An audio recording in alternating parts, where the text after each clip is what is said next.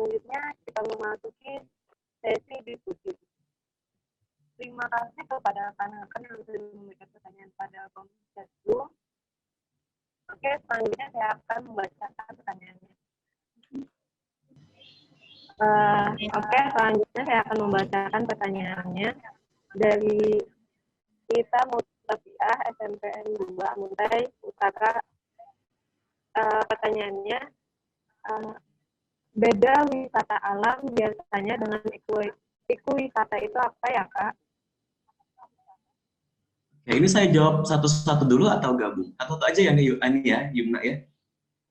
Apakah? Saya jawabnya satu dulu, nanti baru ke pertanyaan yang lain gitu ya? Mungkin. Ini tadi pertanyaan dari Rita Murtafiah dari SMPN 2 Amuntai Utara. Pertanyaannya tadi adalah beda wisata alam biasa dengan ekowisata itu apa ya? Nah, baik. Saya bantu jelaskan. Yang namanya wisata alam itu biasanya kita eksplorasi alam.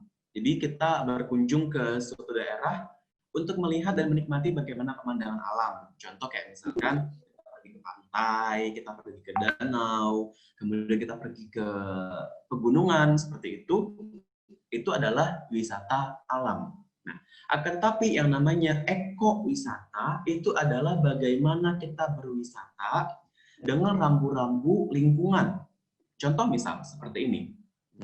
Saya pergi ke daerah pantai, berarti saya melakukan wisata alam. Akan tapi jika saya mengembangkan ekowisata, ketika orang masuk ke daerah pantai itu, orang tidak boleh membawa plastik misal. Orang tidak boleh membuang sampah sembarangan.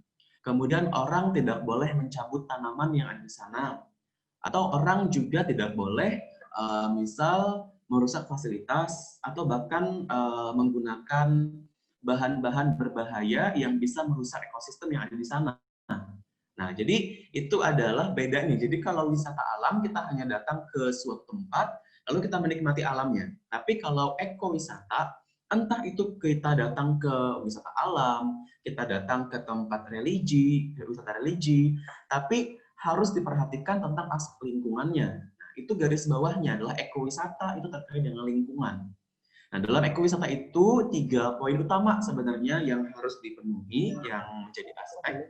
Yang pertama adalah edukasi. Jadi bagaimana kita mendidik, memberikan informasi kepada para pengunjung agar mereka bisa mencerminkan sikap wisatawan yang baik. Kemudian sesudah edukasi adalah konservasi. Jadi bagaimana kita bisa menjaga alam itu agar tetap lestari.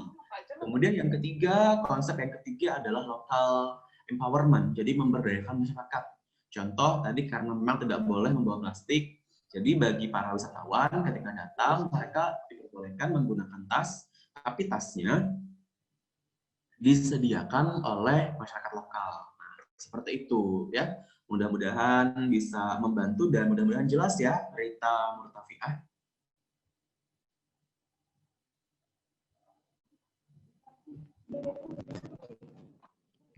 Mungkin sudah jelas ya, Kak.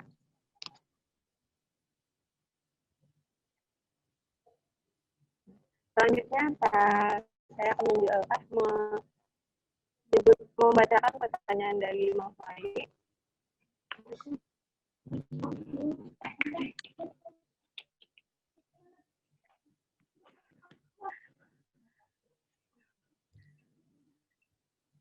Wah, di sini itu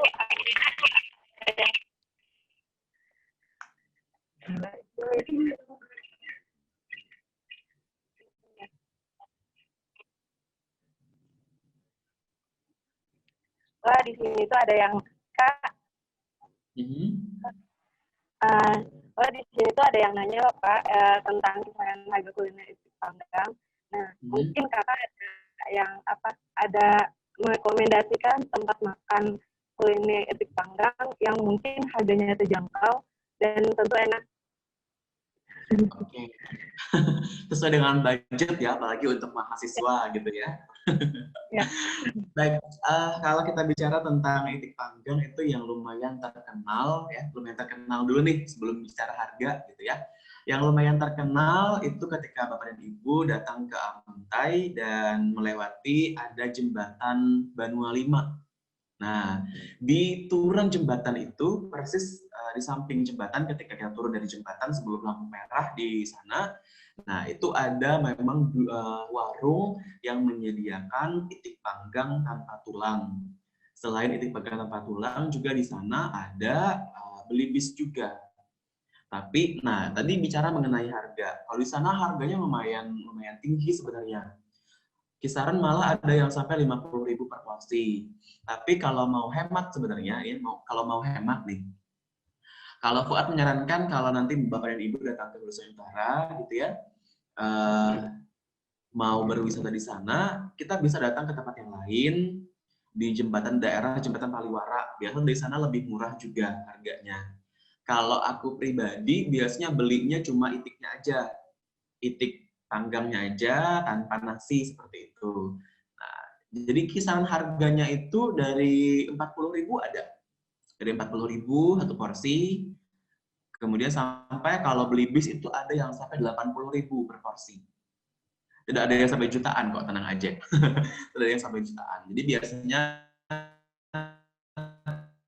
paling sekitar 40.000 gitu ya, ribuan.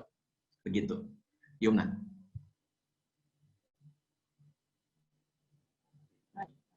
Selanjutnya Kak ada pertanyaan dari Indira Mabur. Pertanyaannya itu,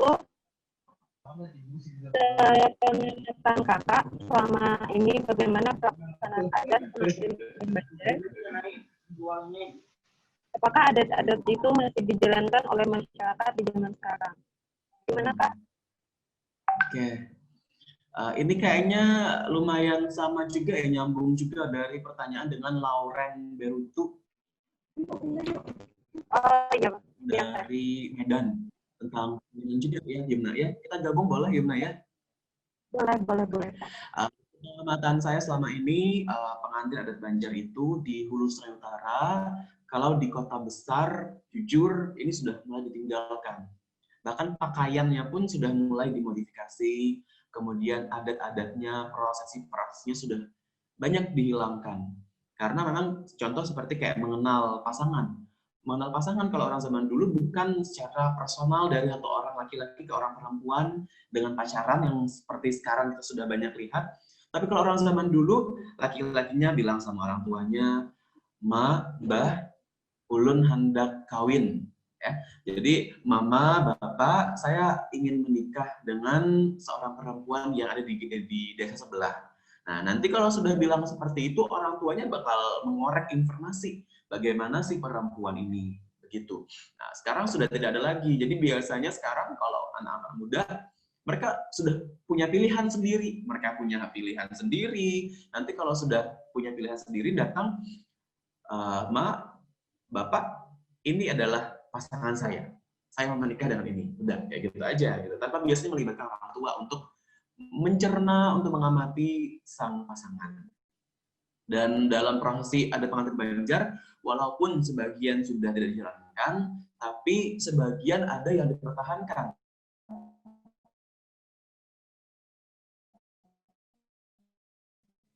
Contoh seperti misalkan ada daerah yang ada di Hulu Sumatera dan juga Kalimantan Selatan pada umumnya. Karena memang masyarakat kalau di daerah di pusat kota itu karena memang sudah mindset-nya ingin meniru orang-orang yang lebih modern seperti itu. Tapi ada juga orang yang berpola pikir malah sebaliknya. Kalau menikah sama prosesinya dengan pernikahan orang banyak itu sangat biasa. Yang tidak biasa itu adalah bagaimana kita bisa kembali ke zaman dulu memperkenalkan kebudayaan. Nah, itu biasanya orang-orang, dan saya temukan kalau dikatakan berapa persen nih persentasenya menjalankan prosesi adat pengantin, saya bisa katakan sekitar 70% yang masih menjalankan. Sedangkan 30%-nya sudah menggunakan adat, bukan adat ya, tapi prosesi yang modern.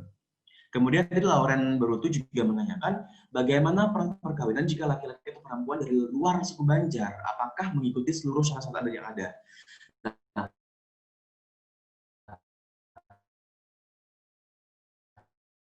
orang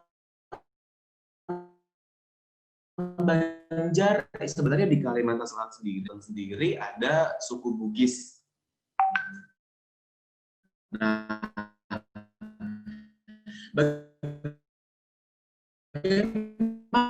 apakah harus menggunakan adat dalam pembicaraan pertemuan antara keluarga laki-laki dengan keluarga perempuan? Disepakati apakah menggunakan suku Banjar adatnya atau tidak. Tapi biasanya kalau prosesinya, resepsinya itu diselenggarakan di daerah Kalimantan Selatan sendiri, biasanya masih kebanyakan menggunakan adat Banjar. Akan tetapi biasanya kalau laki-lakinya dari Jawa, keluarga laki-lakinya kekeh pengen adatnya adat Jawa, bisa diselenggarakan. Jadi orang Banjar itu sangatlah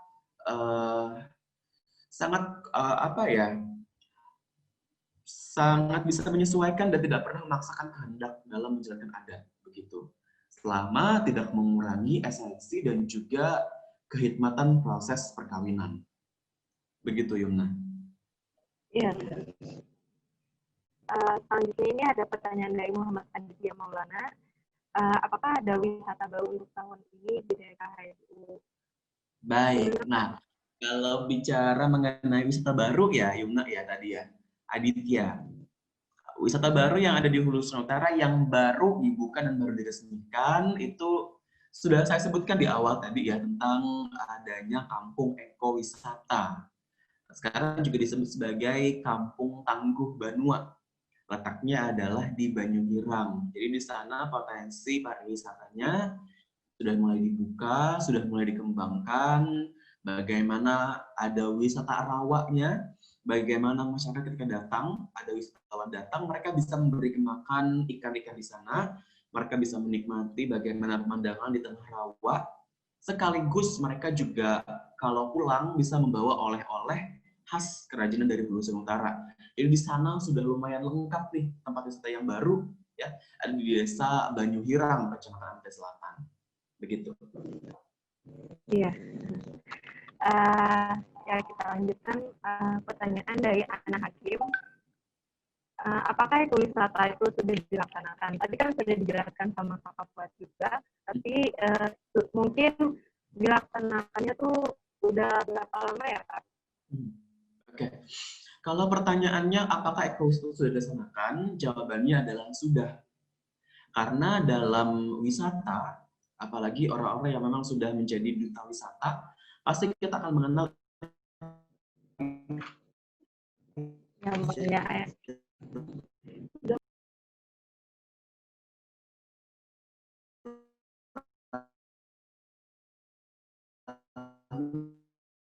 ada sabta pesona. Kalau kita bersih, entah itu bersihnya lingkungan, bersih fasilitas, bersih, itu berarti sudah menjalankan yang namanya program ekowisata. Akan tapi ketika ditanya apakah di Hulu Sungai Utara ekowisata sudah dan jalankan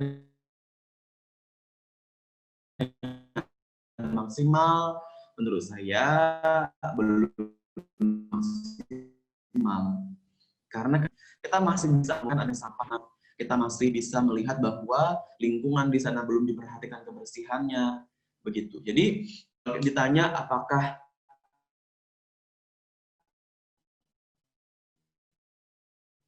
sudah dilaksanakan dulu pesona, akan tapi sudah maksimalkah itu? Jawaban saya adalah belum.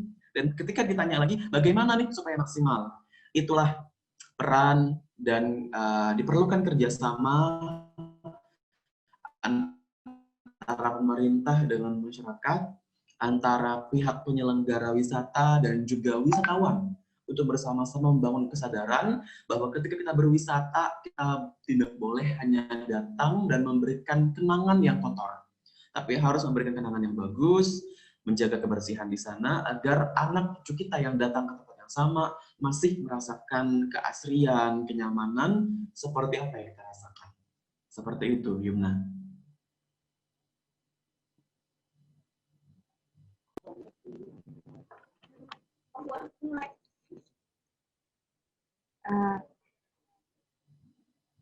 Selanjutnya kita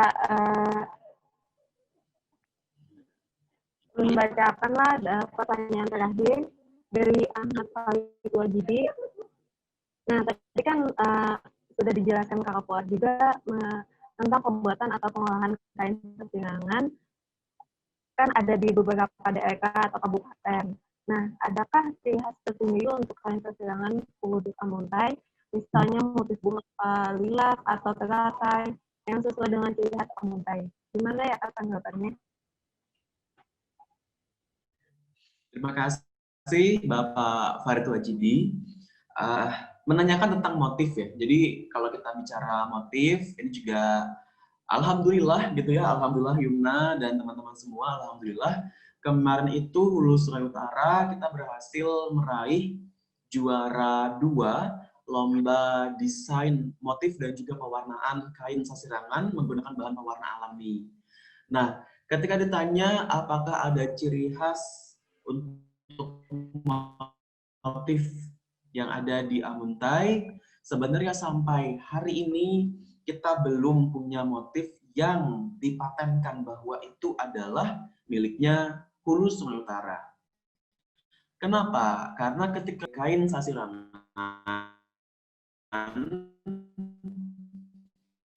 biasanya kain utara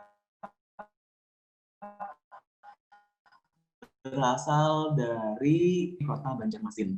Nah, kondisi inilah yang menyebabkan Hulu Sungai Utara sampai hari ini motif yang paten bahwa motif itu adalah miliknya Hulu Sungai Utara. Akan tetapi inilah yang menjadi komitmen saya kemarin karena memang juara 2, yang saya angkat itu adalah motif dalam sebuah kain sasirangan itu menggambarkan bagaimana keberagaman flora dan fauna yang berasal dari Hulu Sungai Utara. Contohnya di bagian motifnya itu adalah ada motif itik alabio, kemudian ada juga bunga teratai, ada lagi purun yang digunakan untuk anyaman tadi. Nah, inilah yang saya angkat, ada beberapa ikon flora dan fauna dari Hulu Sungai Utara. Dan produk yang saya kembangkan saat ini, tadi sudah saya sebutkan tentang ekowisata juga. Salah satu aspek dari ekowisata itu adalah kita harus bisa memberdayakan masyarakat. Jadi ketika ada suatu daerah gitu ya, kenapa tadi di Banyuhirang menjadi kampung ekowisata? Karena di Banyuhirang yang namanya masyarakat itu selalu diberdayakan. Dengan cara apa? Dengan cara masyarakat difasilitasi untuk membuat suatu kerajinan. Dengan kerajinan itu mereka bisa memperoleh pendapatan. Nanti ketika ada wisatawan yang datang dari luar daerah ke Banyuhirang, mereka akan beli. Nah, dari sanalah kita akan bisa memberdayakan masyarakat. Jadi, sampai di sini itu penjelasan tentang bagaimana terus konsisten produksi sasirangan yang ada di Hulu Sungai Utara. Semuanya adalah motif-motif yang memang khas dari Hulu Sungai Utara, menampilkan maskot-maskot, ikon-ikon, entah itu ikonnya dari flora maupun fauna, termasuk juga kerbau rawa, candi agung. Mudah-mudahan ke depannya itu bisa kita tuangkan dalam sebuah kain sasirangan seperti itu. Yumna, boleh dihidupkan audionya? Ya, maaf ya. Terima kasih kepada KPS atas jawaban-jawabannya yang sangat jelas. Dan saya ucapkan juga terima kasih kepada rekan-rekan yang sudah memberikan pertanyaan tadi. Oke, baiklah kita sudah berada di ujung acara. Mungkin akan sedikit saya simpulkan rangkaian materi yang telah disampaikan oleh narasumber, yaitu kita dapat mengetahui keberagaman budaya. Salah satunya ada pengantin masyarakat Banjar, sejarah sasirangan, cara membuat sasirangan, dan berbagai potensi pariwisata. Baik, sebelum saya tutup, izinkan saya untuk meminta foto bersama terlebih dahulu. Jadi saya mohon untuk mau berserta kameranya diaktifkan ya.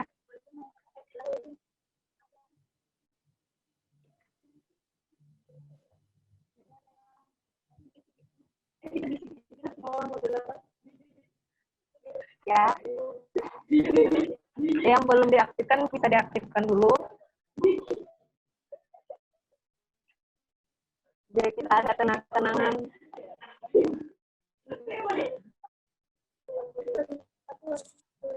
Udah aktif kan?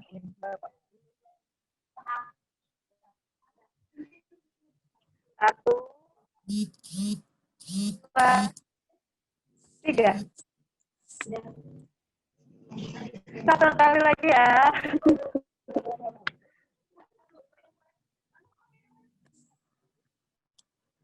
HSU mantap aja. Kayak gitu ya. Satu, dua, HSU mantap. Mantap. Mantap. Mantap.